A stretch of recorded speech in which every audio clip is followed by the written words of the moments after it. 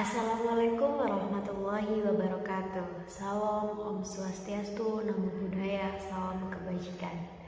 Perkenalkan, nama saya Diana Anggraini, nomor NIM 13122000043. Di sini saya akan mereview materi mata kuliah Pengantar Hukum Indonesia dari Bapak Dr. Frans Simangunsorg, SH, MH.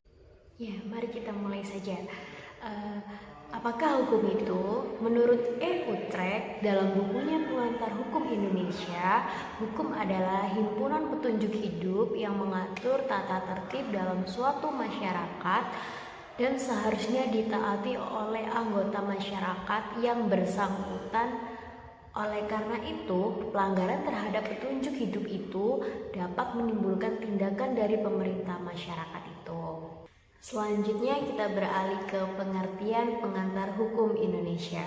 Menurut R. Abdul Jamali dalam bukunya Pengantar Hukum Indonesia, tata hukum berasal dari bahasa Belanda Rechtsorde. Adalah susunan hukum yang artinya memberikan tempat yang sebenarnya. Ini bermakna menyusun dengan baik dan tertib aturan-aturan hukum dalam pergaulan hidup agar dengan mudah dapat diketahui dan digunakan untuk menyelesaikan setiap peristiwa hukum yang terjadi. Tata atau susunan itu pelaksanaannya berlangsung selama ada pergaulan hidup manusia yang terus berkembang. Oleh karena itu, dalam tata hukum ada aturan hukum yang berlaku pada saat tertentu, di tempat tertentu yang biasanya disebut dengan hukum positif atau ius constitutum. Tujuan mempelajari pengantar hukum Indonesia adalah yang pertama, untuk mengetahui macam-macam bentuk isi hukum yang berlaku di Indonesia. Yang kedua ialah untuk mengetahui perbuatan-perbuatan apa saja yang dilarang dan diharuskan menurut hukum Indonesia. Yang ketiga ialah untuk mengetahui kedudukan, hak, dan kewajiban setiap orang menurut hukum Indonesia.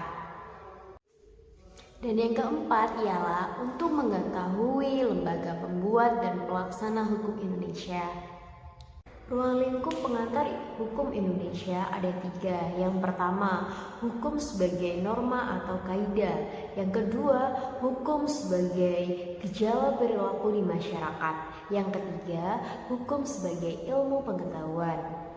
Sumber hukum ada 5, diantaranya undang-undang, kebiasaan, traktat, pendapat ahli hukum atau doktrin, jurisprudensi. Penggolongan hukum ada 5, diantaranya adalah yang pertama, sifatnya, yang kedua, isi atau materinya, yang ketiga, bentuknya, yang keempat, waktunya, dan yang kelima, tempat berlakunya.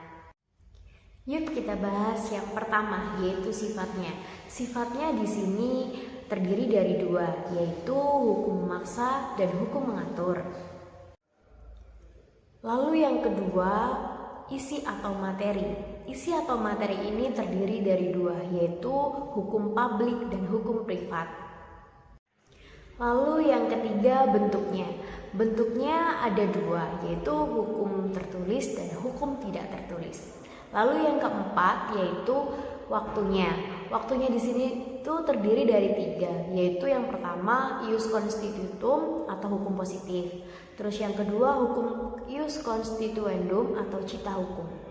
Dan yang ketiga adalah hukum antar waktu.